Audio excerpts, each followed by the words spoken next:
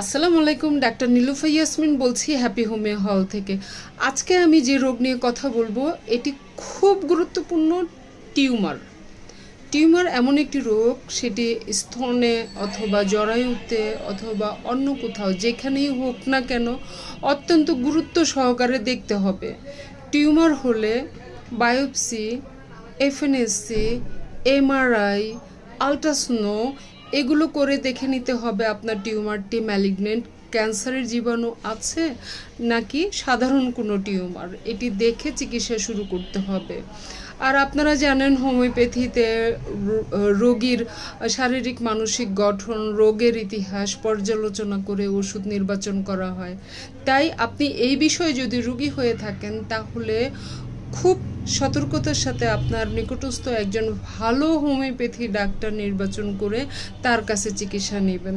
এখন টিউমারের কিছু ওষুধের কথা বলবো, এটি অবশ্যই মনে রাখবেন আপনার ওষুধ নয়, কারণ আপনার ওষুধটি নির্বাচন করবে আপনার ডাক্তার।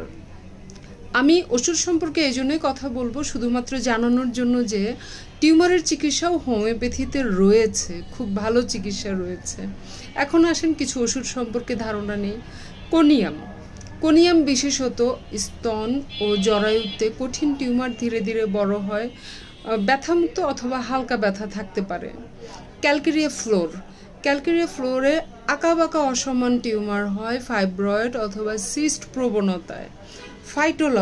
ফাইটোলক্কা স্তনে গুটি লালচে ভাব হয়, শক্ত।